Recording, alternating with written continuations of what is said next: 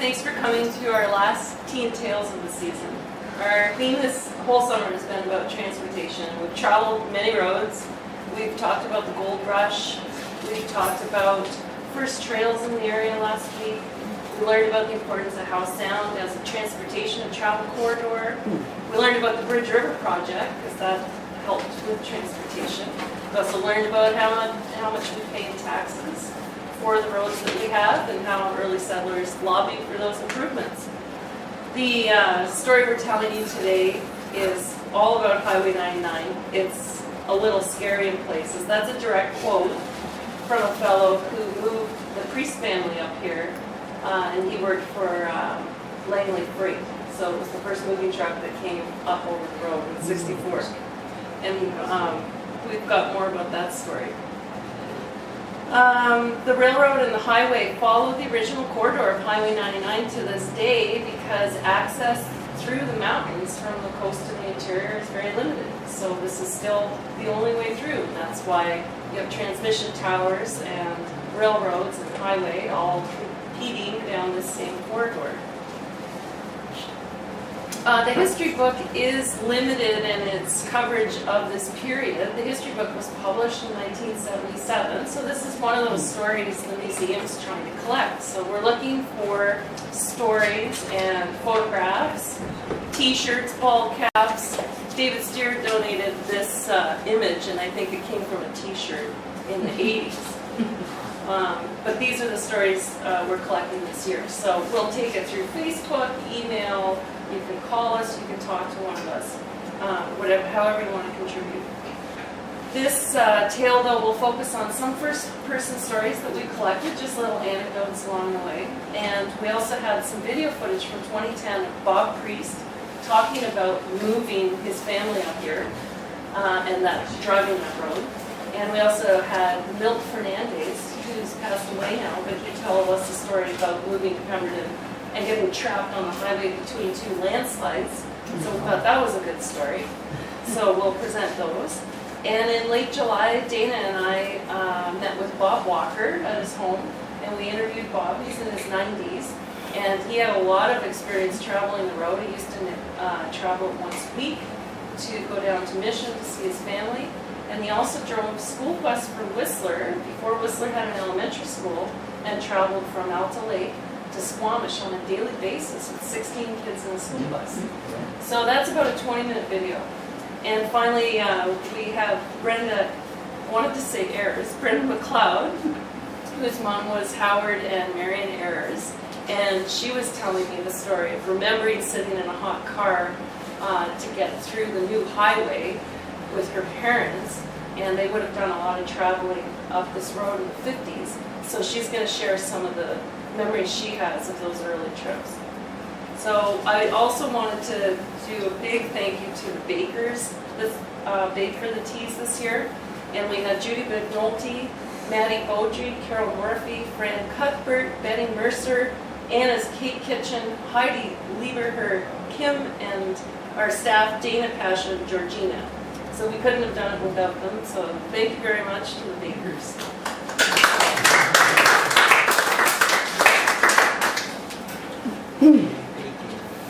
So this is the brief history I'm able to pull together. Now if I got any of these dates wrong or you want to question them, we can talk about that at the end. But this came from Wikipedia, which is, the source of all true information online. But we do know in 1930 the Board of Trade started to lobby for improvements. The Board of Trade in Pemberton started to really lobby that they needed a highway connection to the coast in order for settlement to be prosperous. In 1942, Highway 99 got its designation, and this is because the King George Highway in 1940 was completed to the U.S. border, and at the time, I guess it connected to what was the U.S. Route 99. Anyway, today it connects to Highway Interstate 5. It was in 42, it got its designation. In 1958, the Board of Trade traveled to Squamish for opening of the highway ceremony. So that was the centennial of the province, and there was a bunch of money spent to bring the highway north. from North Van, but it only went as far as Squamish. There was a contingent of residents from Greylorn and the Pemberton Valley that drove the Hydro Toll Road and went down to Squamish to say, hey, don't forget about the north. In 1964, the road opens, sort of, as you can hear from Bob's story about trying to come up with a moving truck. In 1966, the road gets better with Whistler's Olympic bid. In the 1980s, the road gets better. There's paving and barriers. And in 1992, the road continues north and is known as the Duffy. In 2002-2009, Highway 99 improvements are done for the Olympics, and those are completed for 2010. This right out of the history book, but in 1933, the Pemberton Board of Trade released these economic statistics, and this was to promote the need for a new coast highway. The width of the valley, 1 mile, and its length, 40 miles. Approximately 25,000 acres privately owned, 25,000 that could be settled. Population, First Nations, 350. Settlers, 700. Shipped in 1930, 2,000 poles and 26,000 ties. In 1932, 22,000 sacks of root vegetables and 15 carloads of hay. Shipped yearly 6,000 gallons of cream, $15,000 in fur. Stock in the district, there's 2,000 head of cattle and 500 head of horses. Roads, there's 26 miles of local roads and 40 automobiles. There were 8 sawmills, 7 mining properties, 1 fish hatchery, hot springs, and abundant water power. And just to walk you through the photos on the right, the top photo is Warren Telfer's vehicle, and this was one of several that negotiated the railway tracks in this hydro road to Squamish for the opening of the highway. And then in August 1958, this same group in the second photo, this group took their cars down by rail and then took the cars off the train and formed a parade in Squamish and met the other group that had driven down from here. It's Fred Osman at the front of the truck and Slim Fulberg is standing next to the woman who's from Greylorn. And down below you see the parade here, and here they are in Squamish. So these are the only photos we have right now. This photo on the left is from 1946, and that's on the High Line on your way out to Seaton. Same with the one on the bottom with the orange truck. That's the High Line Road. But the one up the upper right is from Werner Overson, and that's showing what was originally Highway 99, that original hydro toll road. And that's taken from the train in 1956. Are people still using that High Line road? Yeah. Yes, Yeah. Ooh, it's scary. and it kind of looks the same. Yeah. So as soon as a rough road to the south was available, the adventurous and/or the desperate tried to make the trip. And here's a few first-person stories that were shared with us this summer. Connie Sobchak, whose parents are Elmer and Ruth Halvey, she remembered her family wanted to travel the road when it was barely open, and they were going south. And she had a very overweight uncle who was in the car with them. And they came to a crossing that was nothing more than a few planks across the creek. So she said, she looked at her mother and said, I want to get out, because of the uncle in the car. She just didn't think the whole thing would hold. And her mother Ruth was quick to jump out of the car with her, and the two of them stood and waited while they carried on down the hill, her uncle and her brother and her father, and then they came back and picked Ruth and Connie up.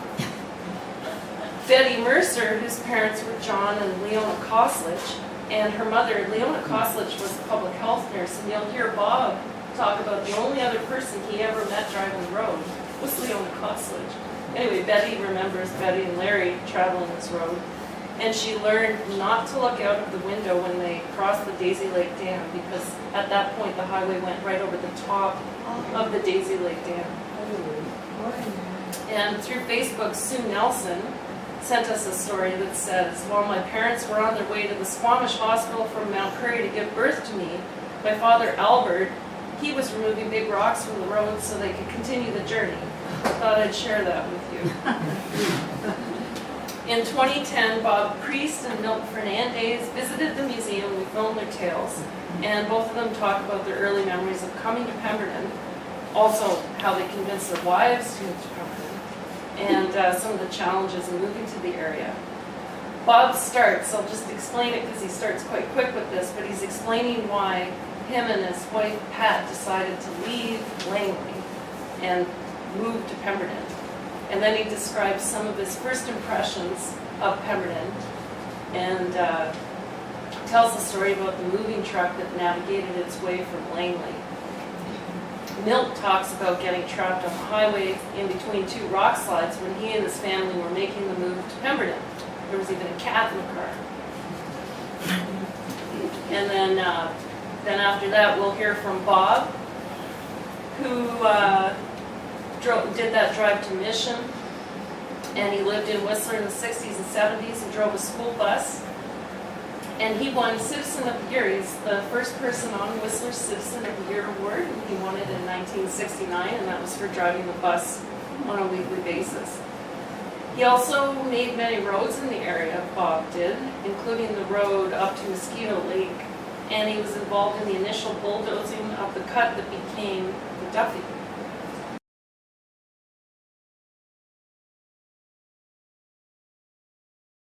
My name's Nikki Madigan, and I'm here with Bob Walker on July 30th, 2015, and Dana Andrew is filming this conversation, and we're going to be talking to Bob about his memories driving the old hydro tote road south of Pemberton, which today is known as Highway 99. But I've talked to Bob a little bit about this, and it sounds like it was quite the road back in the early days. So when you retired from logging, is that when you moved to Whistler? Yeah, but before I retired, I used to drive from here. I've had a house in Mission. Okay. My family lived in Mission. So I used to drive every Friday night from here, and when the power line road was in, out to Mission. It took me between 5 and 7 hours to get to Squamish. 5 or 7 hours. Wow. Now, what year was this? About 62, I think. So the hydro road was roughed in by that point? Yeah. Walk us through a typical trip then. So you would leave on a Friday night, you would leave Friday after night, work? And head down that way. And I had to carry 4 boards in my truck and pick up across the railroad track. Oh, you had to put the planks over the tracks. Railroad tracks. Okay. And I went up the hill called Parker's Hill on that far side of the Green River. Okay. And that was a steep, very steep hill. So the highway today is going in a new place. Yeah, so the old road went around the far side by Parker's? Yeah. Okay. So the new highway now don't go anywhere near the old road. Oh. When you comes out, we're down at Brandywine, we're down Brandywine Hill, and went across the Brandywine River, and then across the railroad again. Okay. And then we went down over the canyon.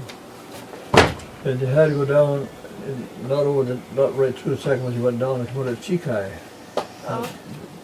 It was just the end of the canyon, when there used to be a big tunnel painted on the rock there. We took the road down. And that's how we had down to Squamish. And you said you had to drive across the Daisy Lake Dam? Yep. Yeah. Yep. There would have been a lot of rivers and creeks to cross, so what were the bridges like? There were no bridges on this small road like the Fitzsimmons River had no bridge, and Rebel Creek had no bridge. Wow. You had to go through water. What about the Rutherford here? And the Rutherford had a logger bridge across it. So and just a single lane? Yeah, and the Sioux had a logger bridge across it. Okay. So we went across that. And then we just saw the power line up and down the hill where the towers were. You know, build a tower up there, we'll go up there. So it was a real windy road, Yeah, but it didn't go in a straight I line. don't know how the devil ever found it in the first place. Just as I worked up there quite a bit on it. and I built some of the road. You did? Yeah. When you were in Whistler? Yeah. So you wouldn't get to Mission until 2 in the morning or... Just something like that. Wow. So you're navigating this road in the dark? Lots of it. Oh yeah. And this was year round or just through the summer? Yeah, I made the last trip about Christmas Eve. About Christmas Yeah. Eve? Wow. And Now, it would was- you have a plow on the front of your truck? No. Or? Just rolled to snow. When I got down to the city, it looked like a snowball. Everything was full of snow. And how many men would you take with you? I take the bunkhouse crew, so there was 6 of us, I guess. So that's handy if you get into trouble, I guess. And I remember one night we had a flat tire, and they just picked my truck up and put a tire on. And now, what kind of truck would you be driving? It's a GM positive traction. Yeah. Wasn't a four-wheel drive, but it both back wheel drove. So it would actually pass a Jeep on the road. It was a little truck. It was a fun that day. And then I went worked for School Board. That was before the road was coming to Pemberton from the only went to Squamish. And that was 1958, I think, wasn't it? That the road came north from Squamish? Forget now. I went to work and the road in '65. I went to work at the School Board, so the road went that way. The no road this way in '65. It was just a hydro road north of Whistler. No, it was a fairly good gravel road. They made a good road. It just ended at West River. It went all round to the second Western River, but it was a good gravel road. I mean, the road, though, in '65, north from Whistler was still just a hydro Yeah. road. Oh yeah. Yeah, But then I lived at Westbury. okay. I stayed there and I drove the bus for 7 years to Squamish from there. 7 years he drove bus from Alta Lake to Squamish. You on want to see that the road. bus? I still got a piece of the bus. Do you? Yeah. Yeah. Oh, yeah. Bob has brought out a book that was written by Florence Peterson, The History of the Alta Lake Road Between Rainbow and Scotia Creeks. And there's a picture here of the school bus that Bob used to drive. And he did this for 7 years, driving the school bus from Alta Lake, and that's what Whistler used to be called, down to Squamish. That's what it looked every morning. And that's how it looked every morning, he says. And this is a newspaper clipping of Bob. He was the first Citizen of the Year in Whistler for his efforts driving the school bus. 1966.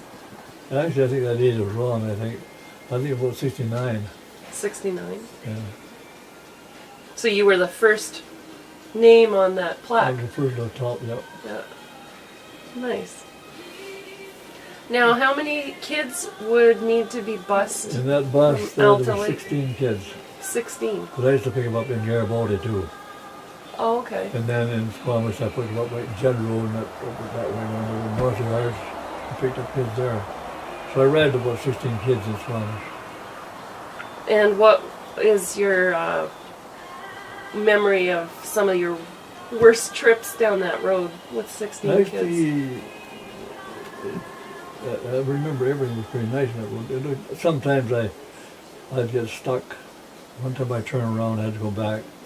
But not very many times I had to stop for weather. That was a good bus. It had sanders on it, on the back wheels. What does that mean? When you push the button on that poured sand in front of the wheels. Oh, really? I went down to Ontario and got that bus from Bluebird Factory Did you? and drove it back to Ontario. And did you ship it out by rail? No, I drove it over there. You drove it across Canada Actually, I drove 8 of them out different times. for the school board. Yeah. Wow. So Okay. you got to choose the equipment that you were going to use on the roads. That's what we built that specially. You built it especially. Especially for that. Wow. I don't know what ever happened to that little bus. It was a dandy. Actually, I pulled the BC Hydro truck out of the ditch with that bus. It was stuck. Did you? Now, what would BC Hydro have been driving? Jeeps? No, they were driving a 6x6 truck. Big boom truck. They tow up. Okay. And they were stuck. But that thing had a positive traction rear end in it. And how many men would be working on that road when you would travel that road? Would you see anyone else? Or Or? what did anybody else do? When I went out, everybody had to prep that time of day. Right. I remember one night, some character would have to butt the cat across the road. They put ways on purpose, I think. So that you couldn't get through? Well, I just jumped out of my car and drove to get on the road and went through. I didn't know I was a cab driver. Yeah. Were there logging shows along that road Um, in that time? In the earlier days there was, but the only one that was down there when I ran was below. Below is at Mons there? Yeah, Did you ever have to rescue anyone when you were making that trip? not really. We were just pulling guys out of the ditch and stuff. And, only one time I turned around and had to come back. And when the road was icy, I made a loop into Squamish Canyon. The bus slid down the hill sideways. I just come home and I had more trouble getting back home than I had. I should have went. You should have kept going. Yeah. I know Highway 99 is famed for debris torrent flows and landslides. How much of that did you encounter in your early I brought years? all the kids home to my place at Elk Lake one time, a whole bus load back to my house. There's a slide just outside of Mons there, had come up to a creek there and covered the road. Oh, I couldn't get through, so I brought all the kids home. Got a whole gang, then I stopped the way freight in the morning and put them all on.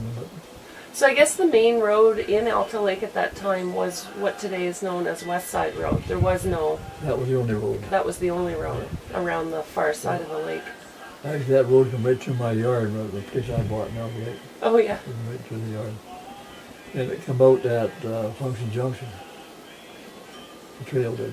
Okay. Still, parts of it still there, I think. Probably a bike trail today. Yeah.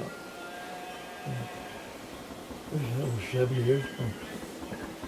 And how many years did you live on West Side Road? 65 to about 81. I think. 81. So you saw a lot of change in Whistler in the time that you lived there. Well, Worcester just been just a sign on a stump one time. A sign on a stump. That's all it was across there, no road. I remember I was hunting one day and I seen a big sign on the road that said, the future home of Worcester Mountain Ski Resort, until on a stump. Did you have a laugh? Actually, I did kind of.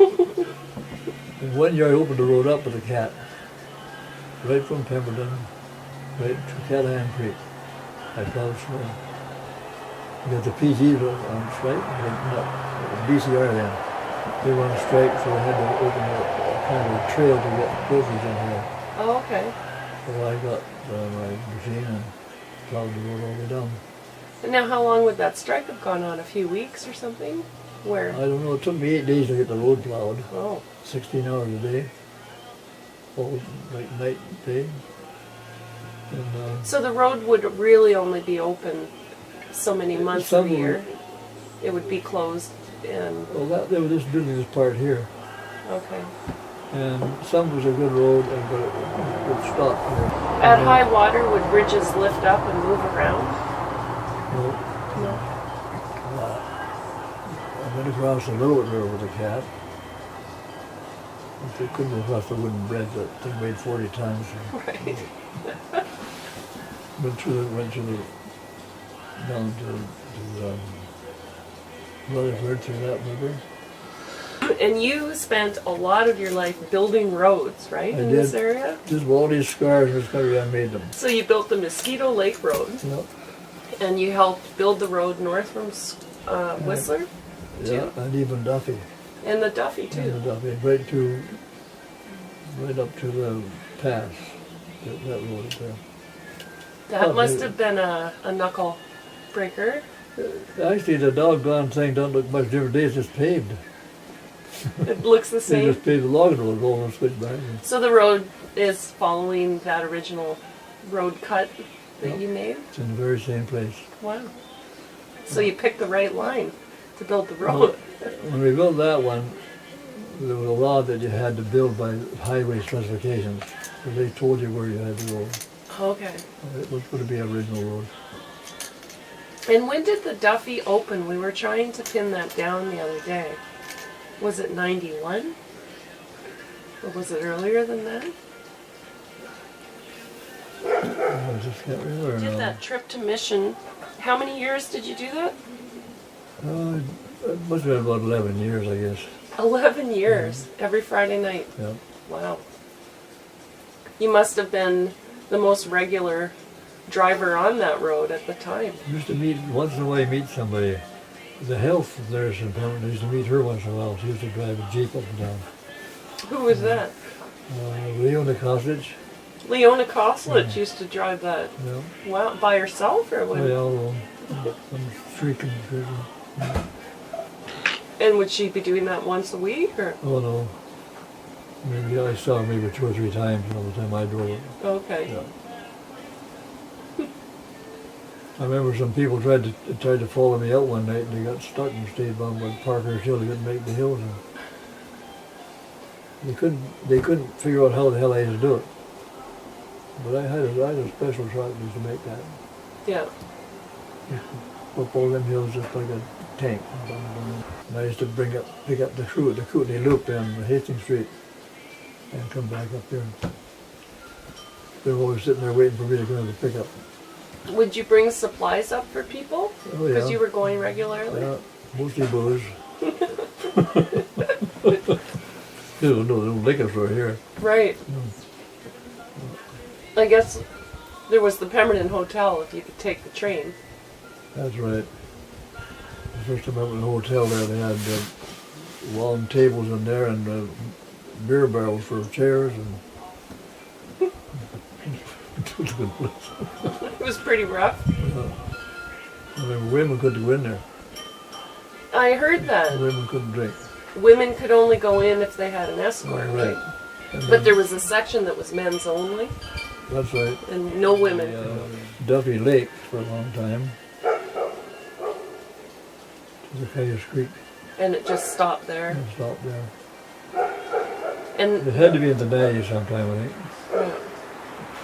I understood it was a lot of logging roads that then eventually were connected to turn into the highway.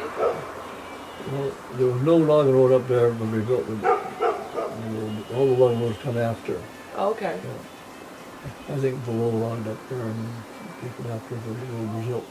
Okay. Plus the kids to Squamish because there was no school in Whistler. So what year did the school open in Whistler? Well, the elementary school opened, the Myrtle Phillips School opened, and that was just for elementary kids. But the high school always had to come to Pemberton. Right. There was no high school there until later years after I quit, I guess. Yeah, I don't think there was a high school in Whistler until the 90s Or almost. something like that. Yeah. I retired in 1990. So how do you feel now when you drive Highway 99 to Vancouver? We're going to get there in about an hour now. Can you believe that that road is It's hard what it is today? I imagine how it used to be. Remember the first time I took Alec Phillip to Squamish in my car. You couldn't believe he got down that quick. But all he wanted to do was go to the liquor store. That was the main reason for transportation back in the day, He right? used to say to me, now, You Bob, needed to go get beer. yeah, don't you die now, you're my only source of supply, he said. Are there any other stories you wanted to tell us today about your adventures on that early road? Any wildlife that you encountered or? Well, just one time when I stopped on the road to, there was a fawn on the road, a young spotted deer and a mother. So I stopped and thought I'd take a look at the fawn. And the mother went away in the bush, so this fawn hid somewhere. So I was around there kicking the brush, trying to scare it out, and I made a noise like, "Wow, wow," like that. And the mother came out of the bush, but just about killed me with her. Went by me, I felt the wind off her feet. So, I didn't do that again. Don't mess with the fawn when Mom's around. No. Did you see any bears or I used to see bears so often. cougars? Yeah. one night I went down, you remember years ago there was a hurricane come through BC called Hurricane Frida? No, but tell me about that. I went down there on Hurricane Frida, and yet it was through Sandy Park one day. There was no bridge across the second half. So when all the trees were down in Sandy Park, across the road, the power lines and stuff. Oh. And I went all the way to Mission, that hurricane almost moved me off the road. Now, what year was this? Before I retired, so it was in the late 70s, I guess, about 78. Because didn't that happen in more recent times? There was another big windstorm in Stanley Park that knocked a bunch of trees Yeah, down. it did, yeah. Yeah. It wasn't the class of hurricane. Well, this was a real, honest to God, hurricane. Really? When I got home in the Mission, the neighbor's tree was in my yard. It blew it up by the root. Tipped it right over. Yeah. And you drove that road. I drove it right In the hurricane. Flats and all that. I wondered, what the hell? There's a big window here. I never knew it was a hurricane. There was nobody else on the road, though. I didn't pass much traffic. Everybody stayed home, I guess. Yeah. But nobody told me there's a hurricane going. I just went home.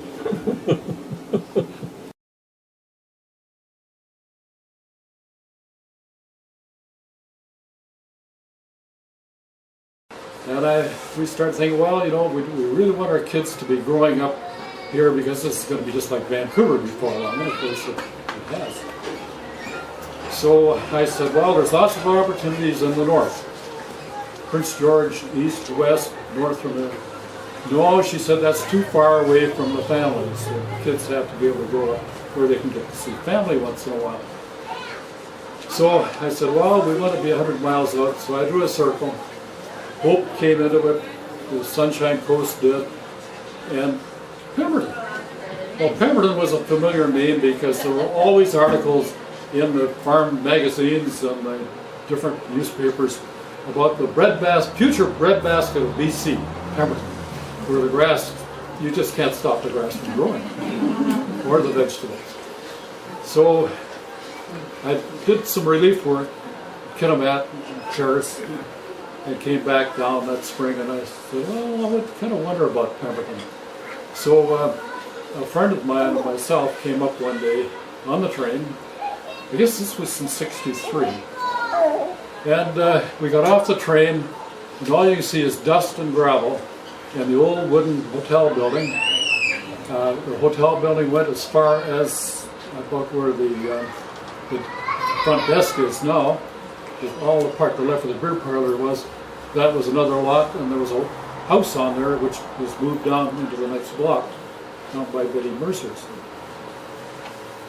So they started rebuilding the hotel, but that's the way it was at that time.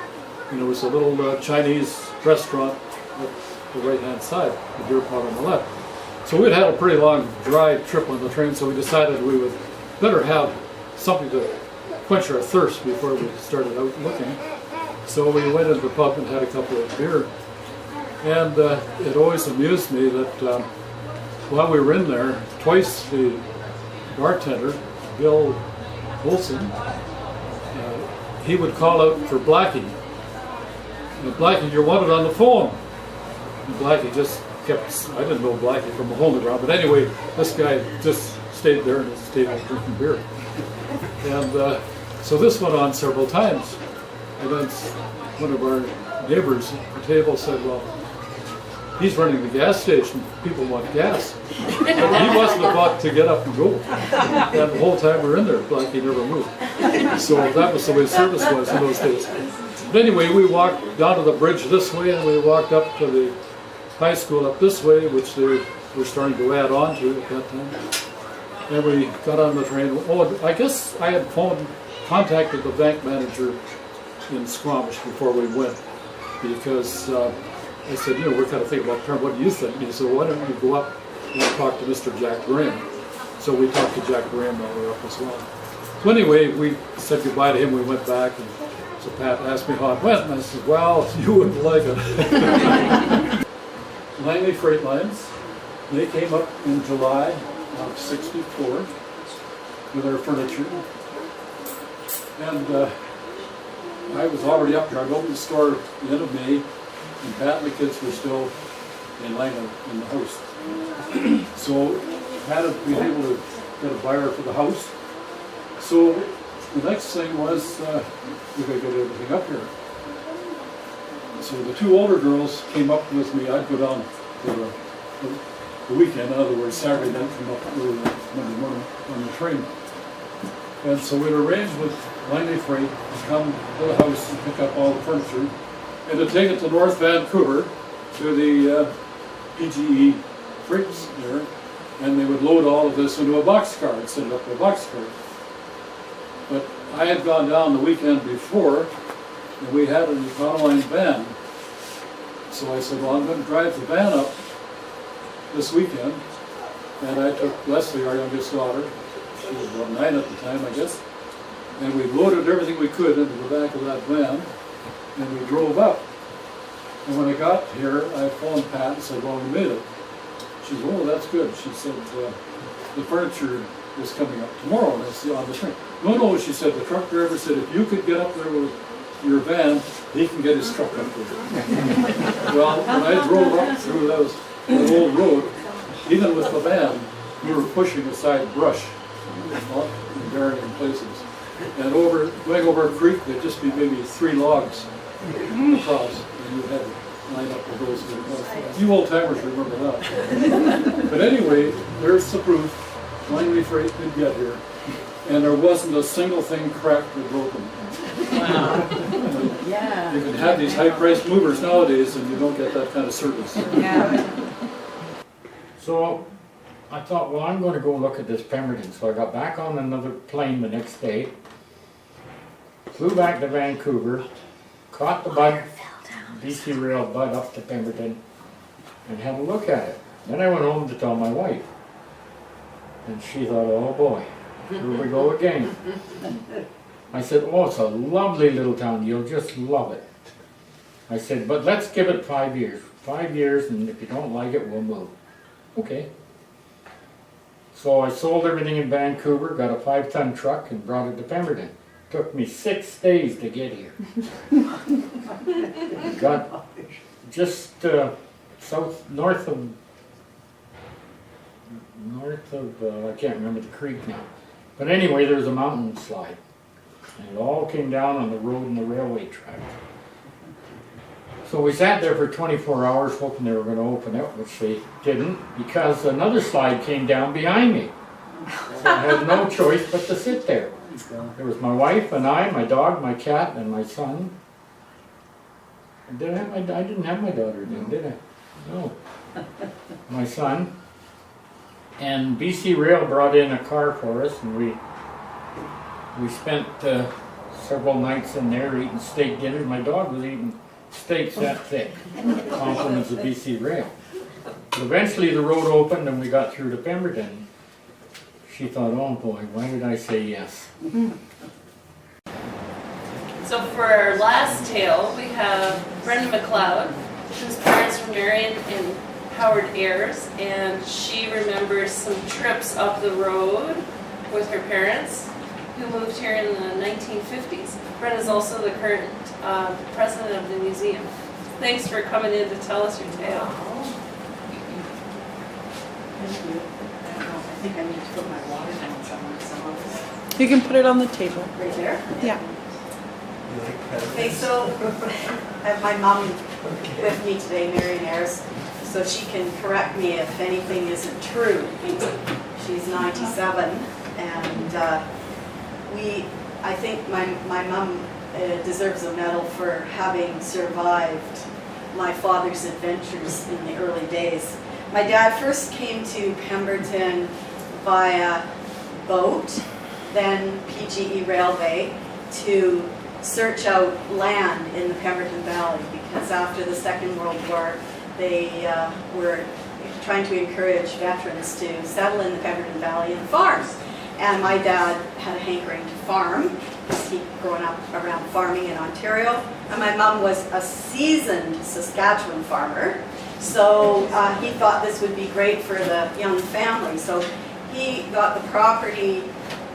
He came up quite a few times by boat and then PG Railway and searched out land and found a sketchy homestead that is now presently the Kim Farm on the south side of Clover Road.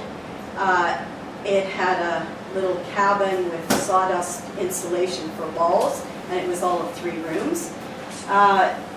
So he decided to bring his family up, and we were pretty excited because we were young and it was an adventure, right? So we came on the train, because by that time the train it would start at North Vancouver.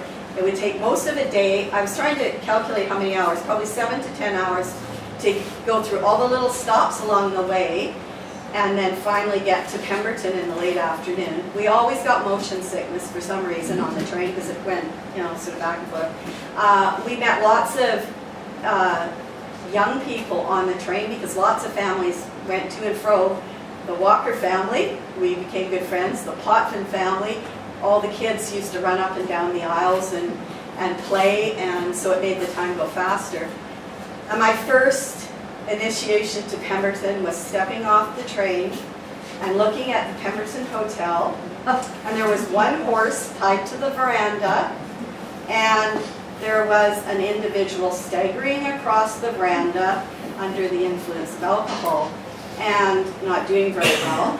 And then I looked to my right, and by the railway tracks where you go across the railway tracks now, there was a huge, what I guess you'd call a cenotaph for the Second World War veterans. And I was really scared because only TV we ever watched in Vancouver was cowboys and natives, Western movies, and they were always shooting and killing each other, something that probably shouldn't have been watching. But I thought that this was a scary place because I thought it was real wilderness, and I said to my mom, are there going to be cowboys and natives fighting, and are we going to be in danger here? My mom laughed and said, no, this is not the way it is in Pemberton. So anyways, we survived that. We used to come up on weekends sometimes, mostly holidays. We planted gardens. My dad planted crops. He cleared land. We got cattle, and my mom used to come up in the summer, and my dad would work during the summer at UBC where he was an instrument technician, and he would come up whenever he could get away. And in 1962, when we were up for the summer, my dad called and said to my mom, I've quit my job, we're moving to Pemberton. He's going through his midlife, I guess. And my mom had 4 children. I was the oldest, I was 12, and my brother was 3. So hats off to my mom. We didn't have running water until I left the homestead. We used to we used to have a hand pump for a well, and later we had an electrical pump, but we never had running hot water until many years later. And so my mom was really a pioneer in Pemberton. And the first, so we had to move all our stuff from Vancouver. We lived in a 5-bedroom house in Kerrisdale, so that was we had to downsize quite a bit. But my dad got a big truck because he figured he needed it for the farm, and he put plywood sides on the truck, and he secured it so it was safe, and he put all the belongings we were going to be taking to Pemberton inside the back of the truck, and all us kids. And we camped at Alice Lake the first night, and then we started on our trek over the last part of the highway, and this was in 1962. And all I can remember is the one peek I did over the plywood, and I was looking down, I think, at the Cheakamus Canyon, and there was no side of the road. There was just sheer drop-off. And I tried to think whether the tires at times were maybe wider than the road. And I was really petrified. Anyways, we made it safely to Pemberton, and we didn't have to go on the road for a couple of years, great, because we were too busy building the farm, I guess. And by the time we would take trips to Vancouver, we were older, and my brothers were more of a help, and we used to have to, there's a place outside of Pemberton, just past the, I guess the car racing, what do they call it? Where they do the stock car racing, on the hill that go up above where the 2-lane is. To the right, it was called the rock slide. And we used to have to get out of the car, and there were table-sized rocks that were flat, but quite heavy. And we used to have to position them or throw them off to the side of the road so that the vehicle could get past.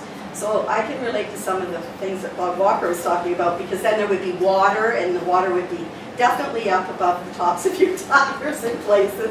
And there were bridges, but the bridges were sketchy and they were quite narrow, right?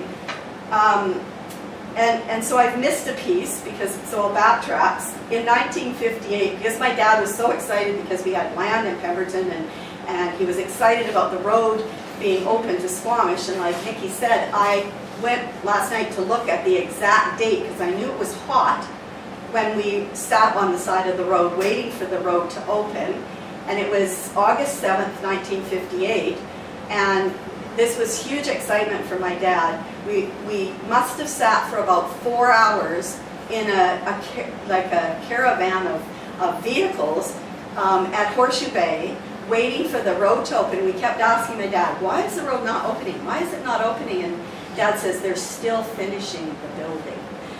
So I don't know if that was true or if that was just his way of trying to keep us quiet. But we definitely made it through and to Squamish, and I did not realize that there were people who came over the road from Pemberton with their vehicles to meet up, and there was a 4-day parade to celebrate the opening of the road to Squamish, and that happened in 1958. Roads in Pemberton were always a challenge. We used to go up the valley to visit the McNultys, and that was an afternoon trip. Depending on the weather, you could make it there in maybe an hour. If there was mud, sometimes you didn't make it. Other times you had to stop, and we used to have pieces of old carpet or boards in the back of the vehicle so that we could get out and we could get through the mud, because the mud was huge. It was awful.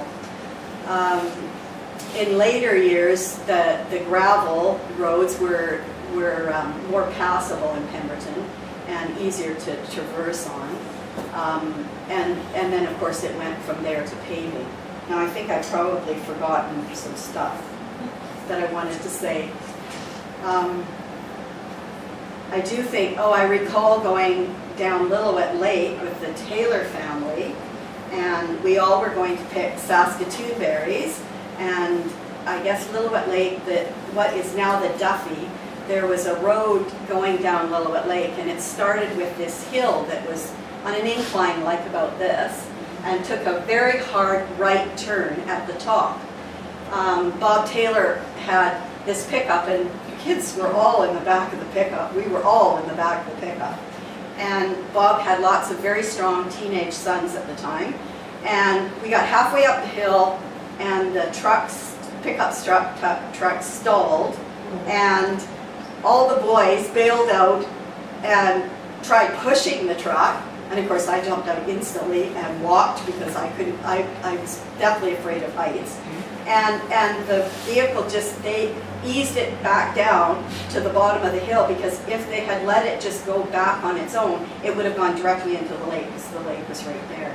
So lots of interesting experiences on the road. I think that's all.